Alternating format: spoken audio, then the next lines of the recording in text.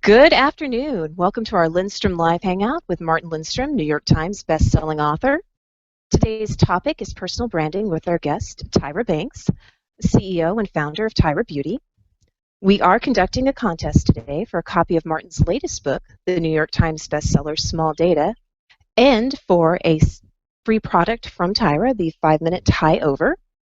You can enter to win by going to www.22s.com/Martin Lindstrom and watch the Hangout from that page. You'll get a special link to invite your friends for more entries. Without further ado, here is Martin Lindstrom and Tyra Banks.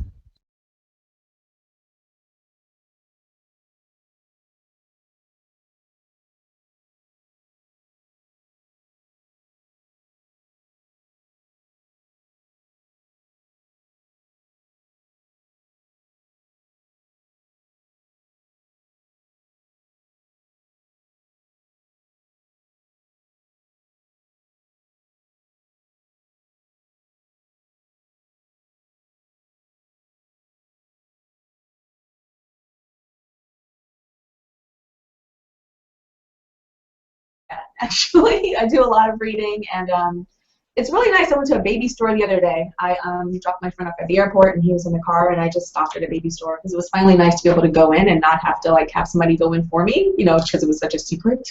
So it was nice to shop with him, by myself, in the store with him.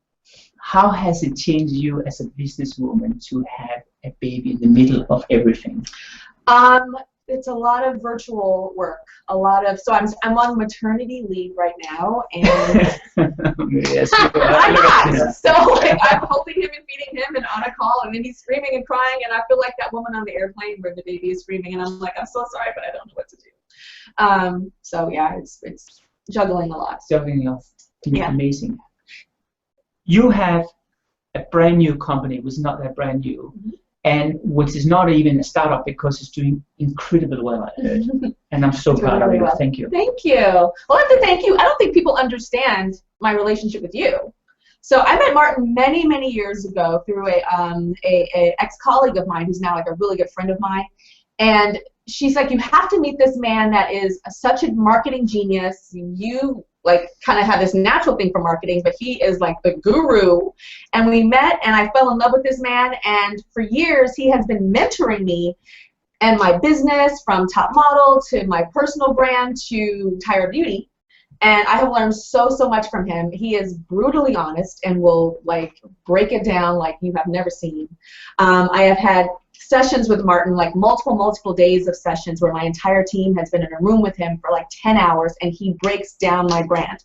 And one of the things I'm never going to be talking about today is personal brand. Mm-hmm. And my company used to be called Bankable Productions, and he said, Tyra, when people call from your office and they go, hi, Bankable Productions, and they're like, please hold, and they'll make us hold for 5 minutes, he's like, you're leaving your personal brand behind. Your company should be called the Tyra Banks Company. And I was like, ooh, I'm so scared of that. That's putting me out there front and center. But and we opened champagne when we opened champagne when we decided for it to be the Tyra Banks Company. It was in his hotel room in New York City at the Mandarin Oriental. I'll never forget. But yeah. So that's just a tiny bit of what you've done to really. Oh, listen, I paid her to say all this. It's not true. No, thank you, seriously. I have to understand how on earth did you come up with the idea to go into the cosmetic business? I mean, this is the most competitive industry you can choose. Saturated. Everyone is lying and cheating in this industry, and then you go in with your super honest brand. What is the angle on your brand which made it stand out from the crowd? Yeah, well, I decided on cosmetics, first of all, and you know this, all these companies would come to me, I want you to put your name on this, I want you to put your name on that, and for years I would take the meetings, but in the end I would always say no, because I didn't want to be for hire and just be some celebrity slapping my name on something. I really wanted to have true ownership. And that is the case, right? A lot of celebrities are just slapping something on the name on, yeah. And these celebrities, do they care, honestly? Some don't do anything, and some do meetings and do approvals and things like that, but even that, meetings and approvals, that's not what I do. I hate when people go, oh, I'm very hands-on with my brand. It's hands-on, I'm body in. You know what I mean? Hands-on is a joke to me. But I decided on cosmetics because I know firsthand that what the power of makeup and the transformation, because I always say without makeup, I would have never been a supermodel. I need to put on my face. I put on my face today. It's kind of smeared because baby you can't. But I put my makeup on today, and as I was looking in the mirror, I'm like, wow, if people could have seen what I look like this morning, they'd be like, damn. And I have shared pictures of myself with no makeup, so there's a serious power of makeup transformation. I feel like it evens the beauty playing field. It makes, I say natural beauty is unfair. Every woman deserves the right to look and feel her fiercest. So for me, makeup. Second of all, I used to be sitting in makeup chairs backstage at fashion shows and on photo shoots, and it would take 2 hours to do my face. And they would transform me, and I looked like this goddess, and they were like, oh my God, Tyra, you're so naturally beautiful. I'm like, child, first of all, I'm not naturally beautiful, and second of all, this took forever. So I wanted to bring makeup to women everywhere, but to make it so easy and fast for them. And then also I wanted to make it fun. So I wanted it to be, like where they're singing a song as they learn how to do their, their makeup, and I have all these tips and tricks and what we call beautytainment, which is beauty meets entertainment, to make it fun. And then on top of that, I was like, this makeup can't sit on a shelf. I've been talking for years about empowering women and then being the CEO of their lives and be your own boss. And I realized, you know what, that's just words. And now I can actually have them do that. So we're a social selling company, which means that you can actually sell and share Tyra Beauty makeup, and you can make money. So you can transform people's faces, and you can also transform their lives by giving them this opportunity and signing them up on your crew and giving them the opportunity to change their financial future while having fun doing it. So that puts an enormous pressure on you, because you have a lot of people out there who are dependent on you suddenly to supply new great stuff, keep the whole media machine running. Does it keep you awake in the night? Oh gosh, Martin, I don't sleep. I do not sleep, and really don't sleep now with a baby. But I wake up all the time. I'll even send my team emails like, I'm not sleeping and thinking about this. Is that true? Do they send email? Oh yeah. It's true. You don't know, it's my GM. She knows. But yeah, this is I realized that my teams, we call them our beautytainers, like beauty entertainment. Our beautytainers, their businesses are they're leaning on us, like, I'm out here, I'm selling, I'm changing my life, but I can only change my life by how much power you give me. So Tyra, what are you doing to market this business? What are you doing to, expand the definition of beauty? What are you doing at headquarters that is innovative for our products and our experience, so that I can then take that, I, meaning the beautytainer, can take that to her community, to her friends, and to her family, and to sell these products and to represent this brand. So there's a lot of responsibility. But I'm up for that challenge, and we're doing it, and we're doing really well. We're going to talk about personal branding in a second, but I just want to hear, from the moment where you pressed the go-ahead button and you went live with your website to now, give me a sense of what are the things you really have learned which surprised you a lot in that process? So when we hit go on our first Tyra Beauty website, which is Tyra.com, it was the most beautiful site. Oh my gosh. People would call and be like, Tyra, this is amazing. It's so fun. This video that you have about Tyra Beauty, wow. They'd be like, I just had so fun clicking around and watching those videos. And that was it. That was it. They weren't buying makeup. No. Because we realized that we set up this experiential, fun entertainment website, and the actual buy product part of it was so buried, people didn't even know they could buy products. They thought it was coming soon. And so I remember I called you, I called Martin, and I was like, Martin, I don't know what the hell's going on. Everybody's coming to the site, but it's not converting. And I had to redo the whole site, the whole thing, so that people understood that this was not just an experience, but something that you can buy, have, and transform your face. But did you compromise with yourself and your own brand when you had to make it much more transaction focused rather than brand focused? Well, in the very beginning, yes. So in the beginning, we had to make very fast changes. And so we had to do changes that could happen in 24 hours, here and there. And so at that point, I didn't feel like the site was feeling like us, but I knew that we had to make that change because this was a business. However, I can say now with my team, the creative team now, and what we do, from all of the collateral, from our what we call Tyra Guides, which are our catalogs, to our Blitz cards, cards, which are what Beautytainers pass out to team members, pass out to prospective Beautytainers and customers, and just everything, our calendars, everything that we have digitally and physically is now us. Yeah. So we're able to now have commerce, but then also the brand that speaks to like what I feel. But that must be amazing to have that feeling. You have your own brand where you really control every aspect, rather than it's some stupid production company or someone else controlling you as a brand, right? Oh yeah. So you know, and I embrace it all. I embrace the wonderful things, and I embrace the mistakes, because as a startup, you do make mistakes. You know, and what's so great is our Beautytainers have been on this path with us, and you know, we are very transparent. We're like, well, that didn't work, y'all, but we're gonna fix it and do X. You know, and so it's really nice to be able to be transparent and to be real. I learned that from you too, about transparency and like not being perfect, and that perfect brands are boring. But that is the case now, right? We're seeing that the authenticity where you show your mistakes, you show your weaknesses to the world, and it's much more respected than you trying to come across as being perfect. Exactly. Because I remember in the old days, you were really perfect all the time. Yes. Yeah. But I felt like my execution had to be so perfect. I remember editing America's Next Top Model and being in the bay, which was the edit bay, and being like, "Ooh, we did that. Ooh, okay, do it perfectly." And then I would see it air, and I'm like, "I didn't approve that. What the hell?" And I get on the phone, and you know, and then I realized just kind of relax and empower people to do their jobs, which is something that I'm constantly, you know, learning even more every single day. So, I believe that everyone is a brand, a personal brand. And I think you have, since you arrived on stage and until now, you have basically been a brand, but you become a more refined brand, you could say. Tell me about the journey from the first time you realized you were a brand and what you learned in that process of being a brand. You know, I think it probably was me being on the cover of the Sports Illustrated Swimsuit edition. I knew that I was a model, and I knew I was like a popular model or a supermodel, but I didn't understand that I was a brand and that I stood for something. So being on the cover of that magazine and being the first Black woman on the cover of that magazine, being about 30 pounds heavier than the other girls that have been on the cover of that magazine in the last 10 years, being this kind of girl next door who is not so exotic and intimidating, but just, you know, black girl, girl next door that happened to be Black.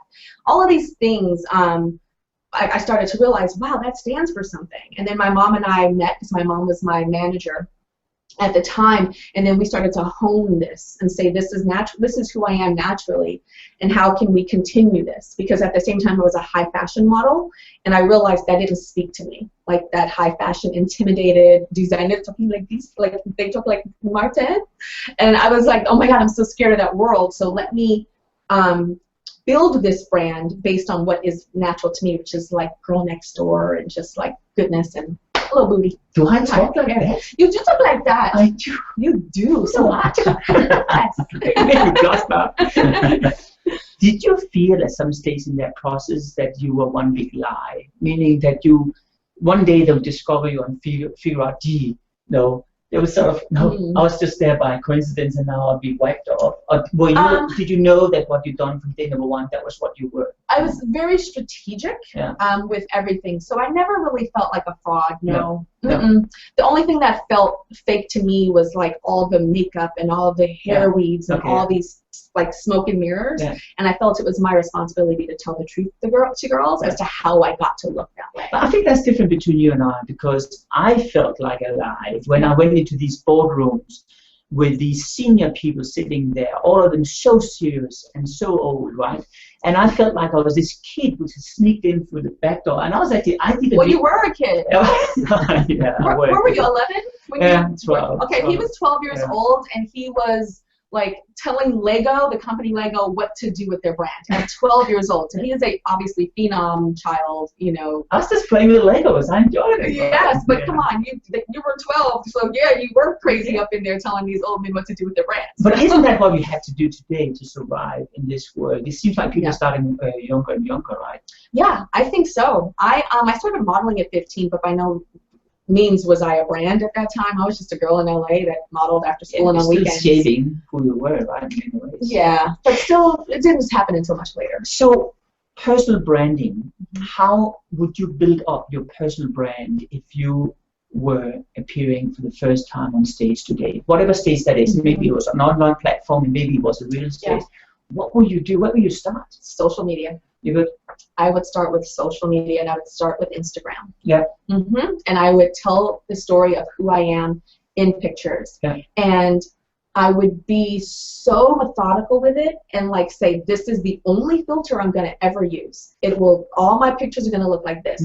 Every cropping of every photo is going to look like this. And this is the beginning, middle, and end, but then there's going to be another beginning later of the story that I want to tell. And this is what I tell all models that I mentor. I don't mean the ones on Top Model. I mean like supermodels that you guys know names, as I guide them through that and how to do that, because they are now in control of their stories. Everybody can be a personal brand being in control of their stories on social media. But you did something very smart. You always had a very strong personality as part of this. It was not just beautiful photos. Isn't that also the trick if you want to be a personal brand today, that you have an edge to it? There's something which is really, I tend to say you take two ordinary things and combine them in a new way. You really did that, right, in many ways. What would you say the young people should do today in order to have that edge? Because there's so many people out there. There's so much. I always tell people, like, study what's out there and then find what's not. Yeah. Yeah, so find what we call the white space in the business world. Is like, what's out there? Okay, so Kim Kardashian, she does that, and okay, Rihanna does that, and okay, this top blogger does that. Okay, what if I took a little bit of Rihanna, and okay, her team is called Navy, so mine is going to be called the Emerald Crew, and it's like steal from the best and make it your own, and you kind of do this whole hodgepodge collage to where it all of a sudden looks new again, because ain't nothing new. You got to steal from the best and make it your own. Yeah. When you created this collage, mental collage, how in earth do you get out of there besides Instagram? I mean, how do you do a Donald Trump where you offend everyone so you suddenly have attention? Do you do one thing where you have sex on a camera because that's what someone did? What are you doing? What do people do? I mean, seriously. Well, sex on the camera has worked for people, and many people has worked for people. Yeah. I wouldn't recommend either of those, but I mean, people have had a lot of success from that, but I would not. What do people do today in Hollywood to stand out beside those sleazy paths we talked about here? There's so many things. There's so many things. Well, a lot of times, a lot of what people are doing is strategic hashtagging. Yeah. And I wish I could do it, but people would like shake their head at me. Which is this is not even about standing out, it's just about strategy on how to get seen by so many people, but it's like hashtag purple, hashtag today, hashtag model, hashtag beautiful, hashtag ugly, hashtag sunglasses, hashtag. I can't do that, but I know if I did, my social media following would be tenfold, but people would be like, Tyra's a little thirsty. Yeah. But I think there's no shame in that when you're trying to build your personal brand, is strategic hashtagging. And standing out, I don't know, I mean, there's so many kids on Vine that are doing like amazing videos with 6 seconds, and I look at some of them and I'm like, I don't know why this is working. I really don't know why this is working, but it is. I don't know. My sense is that people, you guys watching, a lot of you guys watching in particular, you know, everyone on the path of developing your own brand, that you think quite often that it takes a couple of minutes to develop a brand, and I think it's fair to say it takes forever to develop a personal brand. What would you especially one that stays? Yeah. There's a difference between popularity and achievement. Yeah. And we've seen like all of these like people come and go because they're popular, whether it's a one-hit wonder or somebody that was hot and trending on social media for a while, and where are they today? It's really about sustainability. And that is where you are completely different from most, because you have managed to stay on top for quite some time. I mean, Tyra, if you don't know, I had the second longest running reality show in the world. Is that right? It's amazing. And now it's continuing, so we could possibly be the longest if we keep going. And the Top Model is going to continue on VH1. Wow. Congratulations. Yeah, just announced it like last week, I think. Seriously? Yes. How can you, this is amazing, because when you do that, you have to refresh yourself all the time, right? Constantly. Do you run out of ideas? 100%. And you have to keep pushing. So it's one thing that I'm obsessed with competition. And it's not about like, oh, I'm competing against this person and I'm insecure. No, it's a business thing that I'm constantly looking at, like, what are the people behind me looking at, and how can I stay asymmetrical and unpredictable so that they can't copy us? So in the course of America's Next Top Model's lifetime, we have had, I think, probably about 14 American versions of Top Model that were copycats. And they have, 14. oh yeah. If I would name them, you'd be like, oh yeah, oh, I forgot about that one. Yeah, over the course of 13 years. Was that helpful for you? I mean, if when you have competition, you wake up. A couple of them were. Yeah. A couple of them were very helpful. A couple of them we just kind of laugh at and watch one episode together, just kind of go, woo, they're trying hard. But there's been a couple where we're like, oh damn, let's step up our game. And it is the best thing because it's the bunnies on the slope behind you, and you're just like, oh, I'm about to turn, I'm going to do this, and I'm going to do that. And I think that it has a lot to do with our success. But their failure has to do with us constantly changing it up. And sometimes little changes and sometimes big changes, so that everything that they did, we'd already done. When do you realize you have to make a change? I don't know. With my career, my mother always told me to leave before they leave you. Change it before they have discarded you. So with my modeling career, my high fashion modeling career, I started gaining weight and I was considered kind of thick. And I decided to just pivot away from that and go toward Girl Next Door and do Victoria's Secret and CoverGirl and Sports Illustrated and things like that. Then when I felt that was coming toward an end, even though I still had Victoria's Secret offering me more years on my contract, which I think guys are amazing, she did that, and they never told me to lose weight and my butt was thicker. But anyway, I decided to not renew that contract and to focus on producing television. That's really great. I mean, that's seriously great. Most people would have been completely addicted to that brand, right? Yeah. And in hindsight, it was extremely risky and possibly not the best choice. In hindsight, just because my talk show hadn't been renewed yet. Mm-hmm. So and I was saying, I had Top Model still, but I was really leaving for this talk show, and it wasn't renewed, but I still walked away. It got renewed, and we got Emmys and all that, but in hindsight, it was a little too risky, but still, left that. And then now with producing television, I'm still producing television, but I'm not going to be on America's Next Top Model anymore. Pivoting, want that brand to continue and grow with the newer generation, and now I have Tyra Beauty. The only thing about Tyra Beauty, the difference is I'm not going to pivot from this. This is a legacy business, so this is something that will always be. However, I won't always be the face of it. But this is exactly what I feel. When I walked into your amazing office, and I'm so proud of you, I really have to say that. Thank you. I just feel this is your roots. I feel this is your home. Yes. I never felt that when we've been together in the past. I always felt that you were sort of on the path to something else Transient, all the time. yeah. And I feel like you're staying here. Your mom, I met her, we had lunch. Yeah. And she seems to be a very, very strong mentor for you. Cheers. Is that part of your secret in many ways? Because she is such an amazing lady, I have to say. And she has such a healthy view on life, which is amazing. Isn't that what everyone needs out there, that mentor? Because I feel a lot of people are lost somehow. I think everyone needs it. Everyone needs it, and I was very lucky to have my mom. And people ask me all the time, what models were mentors for you growing up? It's like I looked at Cindy Crawford, but she wasn't a mentor. She was more like a deity. I was just like, oh, I'm gonna be like you. So I didn't have a relationship with her. But I had my mother, and my mother, from her to say, get your butt up and go take out that trash, and then okay, now let's look at these modeling jobs and decide which ones you're going to do. No, that one's too sexy, or that one's too crazy. Okay, now Tyra, you make your choice based on me already weeding that out. Her making sure I had accountants and publicists and business. My mom, she signed me up with a investment bank, and the minimum that they would take it for the investment was $1 million. I only had $10,000 in savings, and she called the guy and says, "They say my daughter's going to make a lot of money. This is all I have. You need to take this account." And he was like, okay, and I'm still with him today. I want to move like that. Mine is dead. I mean, so yeah, she was there for me. But I think my drive and my passion for my Beautytainers and for Tyra Beauty and for women to have financial freedom, people in general, guys too, to have that financial freedom is because my mom stayed married to my dad. My dad's great, love him. He takes me to the airport all the time. I have a great relationship with him, but he wasn't a great husband to my mom. And she stayed too long because she didn't have financial freedom.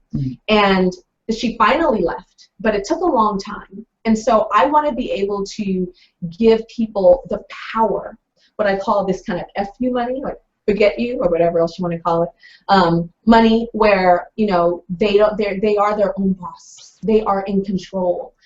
They can, you know, buy things frivolously or invest in their futures for themselves and their children.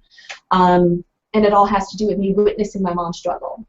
And that's kind of where Tyra Beauty was built on, is that. Isn't she amazing? I mean, what you see here right now is not staged. This is Tara how she is. And I think everyone sitting around here will agree with me. And I think that's really important when you have a personal brand, that there should not be a too big distance between the real brand and the fake one, because the fake one, perception one, has to be aligned with the real one. Else, at some stage, it starts to fall apart. And I think people are clever enough to see that today. Yeah. And you actually are you right now, which is fantastic. I know we have some questions from various people across the world. We didn't forget this before we do the questions. This is Martin's new book, Small Data. Did you use my quote in the back? No, you did not. You didn't give me a quote. I did give you a quote. Did you give me a quote? I put it on the Maybe I didn't. Okay.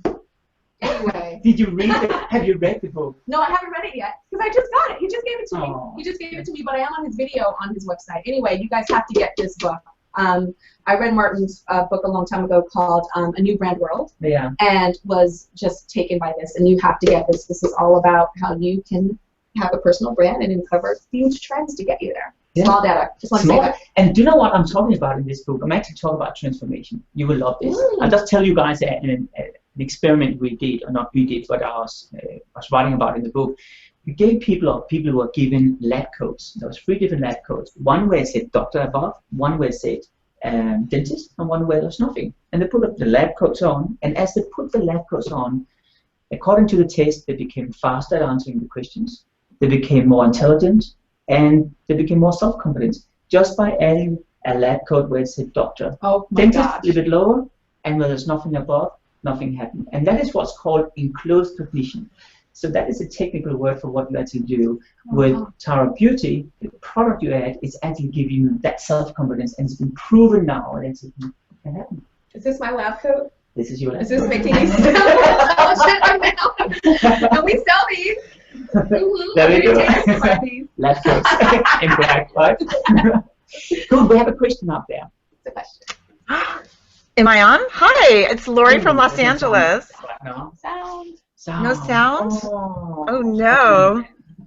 We tested it. Panic Oh situation no. now. Let me see. Is somebody controlling ours? How's that? Any better? They need to unmute themselves. You need Oh, to you need to unmute. unmute yourself. You'll be told. I'm unmuted. Sign You are language. unmuted. You are unmuted. Yeah. While you try, okay, to make it work, we won't throw you off. I promise you that, right? We'll just continue chatting a little bit, and then you can sort of have the fight with the unmute button in the meantime. So just continue fighting, and we'll come back to you in a second, right?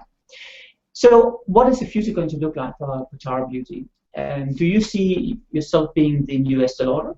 Or do you see yourself as being a niche? Do you see yourself as global?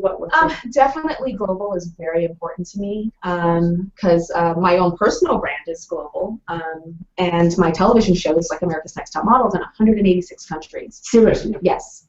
And I want the exposure for Tyra Beauty to reach the reach that I reach as a personal brand, and I do think that's possible. It's all about infrastructure. So we're growing, we're doing so well.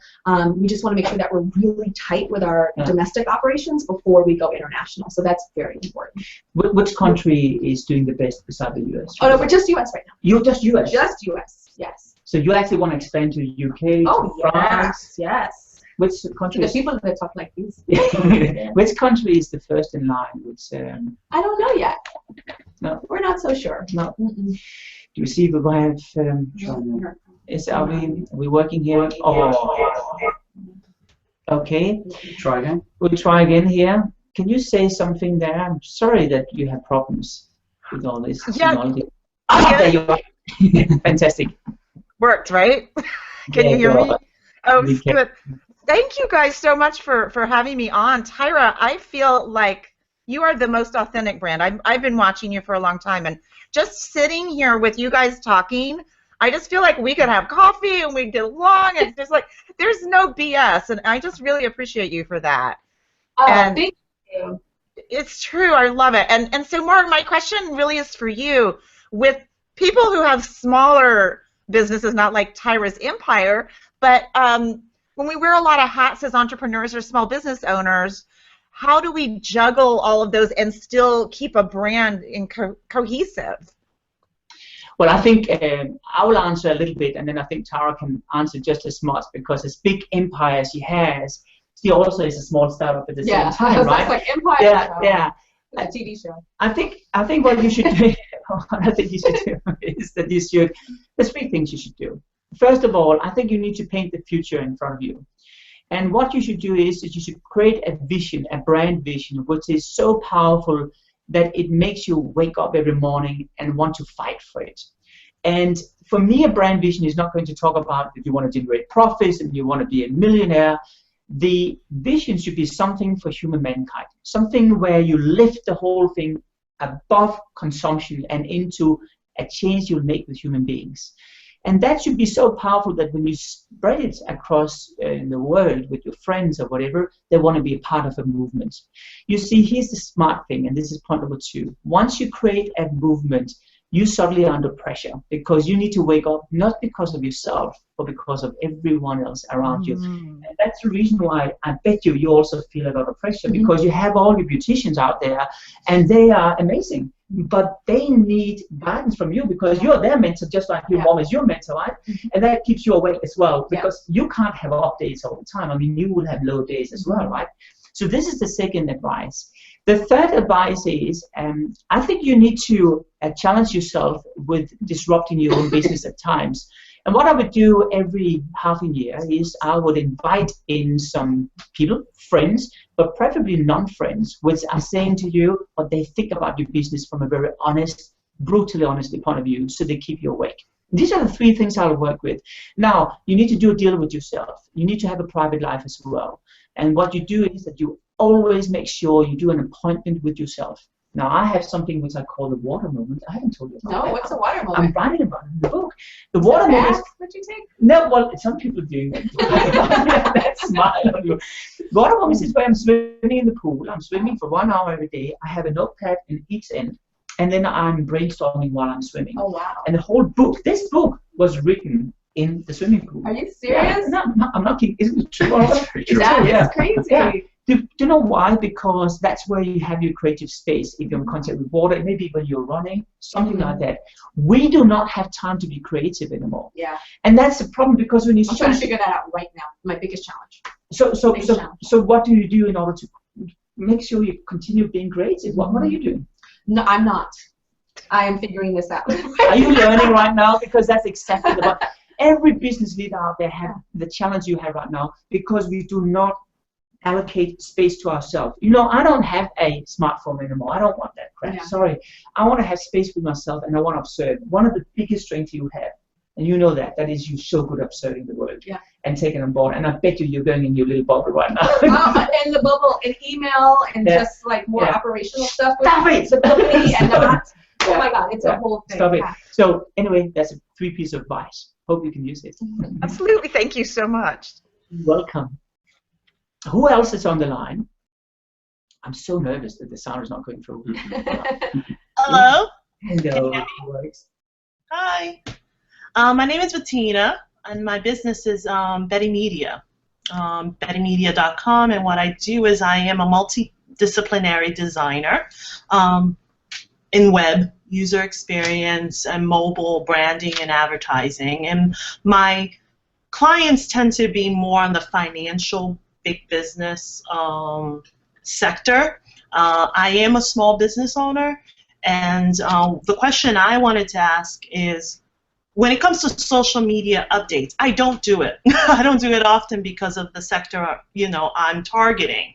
But what do you have to say for small business owners who do have a certain clientele, like financial firms, like the big business owners? Because most of these guys are not using social media the way, like the fashion sector is doing or the entertainment businesses are doing. I would like to know what you would do, Martin. And Tyra, for you, in regards to social media updates, if I do it, I mean, I still do it, you know, on the side. I have a personal, and I keep everything separate. So, you know, Betty Media is my real name, Betty.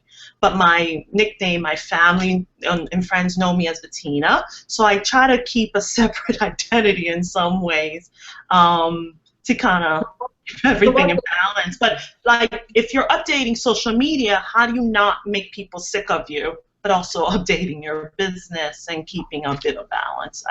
Hopefully I'm clear. I'll start at the end of what you were saying about how to not make people sick of you. So one thing is you shouldn't overpost and constantly overposting. You should also vary the posting and not continue to do the same thing over and over again. And you talk about you're like a B2B business, and you're saying that a lot of these businesses are not on social. So one thing that I would do is, if some of your partners or people that you're working with are not on social, first of all, I would have you encourage them and inspire them and mentor them to get on social, first of all. And then I think you'd be surprised that the business that you are speaking of might not be on social, but a lot of the people are. And businesses are people, they're not just things. So it could be that that CEO is on social, or the CEO or the COO, or somebody that is head of product, or whatever it is on social. So you're going to connect to those people in some type of way. And I say if you're not on social as a business, it is a big, big mistake. There you go. I couldn't have said it better. That's a great. Thank you. I didn't think of that as well. Thank you so much. I really appreciate it. Thanks a lot. Who else is on the line which would like to ask a question? We only have 4 minutes left before we are wrapping up, so I just want to hear if we have anyone else which would like to ask. We actually have some shy beautytainers that have submitted a question via text. And the question is, how do beautytainers balance Tyra's brand, Tyra's beauty brand, with their own personal brand? I don't know exactly what you mean by specific personal brand, but in general, one thing that I can say is, look at me as your CEO and the person that has a mass outreach, right? So I can go on television or have an experience like this now and reach tons and tons of people with the message, or our message, our Tyra Beauty message. But I cannot go and sell to that person that you know. So look at me as this person that is getting all of this information out there for you on a mass level, and then make that your own.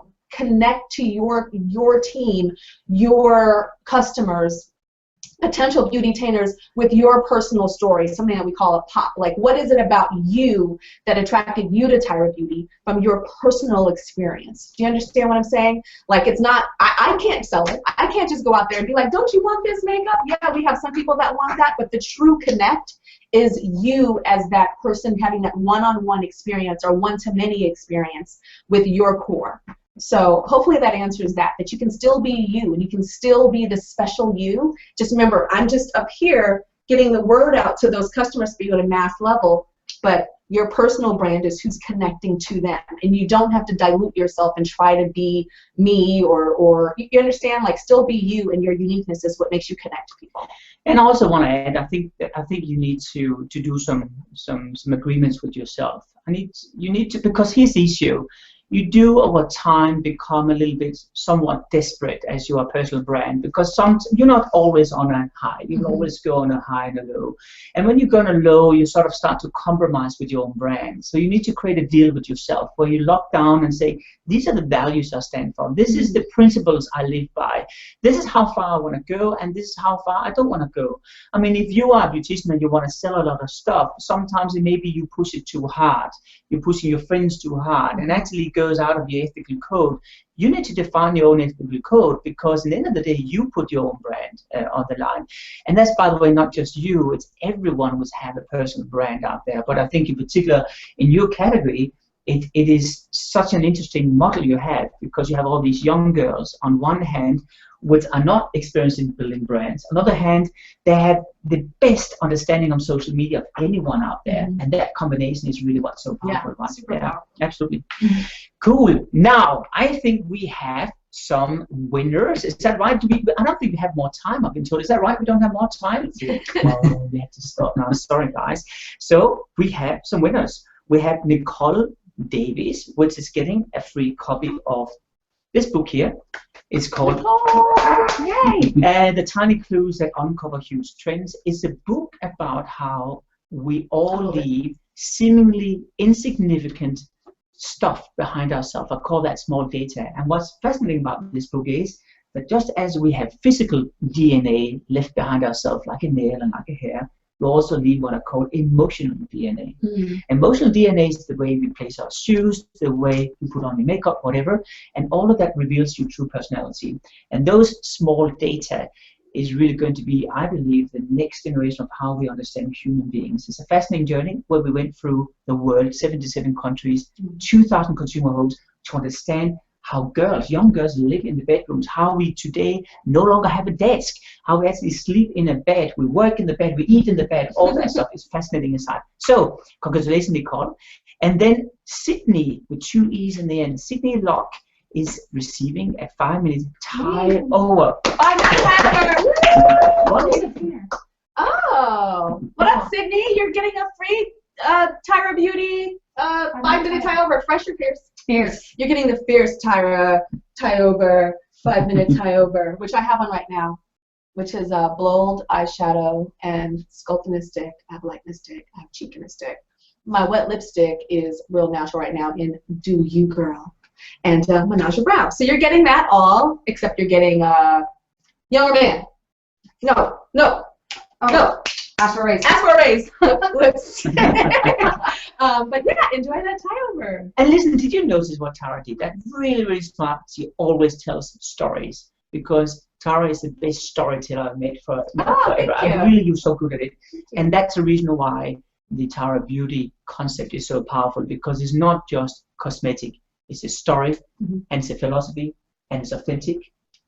And it's you, right? And we touch all the senses. You do. Martin taught me that. So with developing the brand, do we have to go? Developing the brand, he was like, you need to touch every single sense. And I'm like, but they can't, I don't have a fragrance line, so how can I do smell? And then how can I do? And he was like, do it. And he challenged me. And so we touch every single sense. Oh, that's good. No, listen, I said to you, I'm proud of you. I really am proud of you from the bottom of my heart. Thank you. Thank you so much. Thank you. Thanks, everyone out there. And I hope you enjoyed it, and see you very soon again. Thanks, everyone.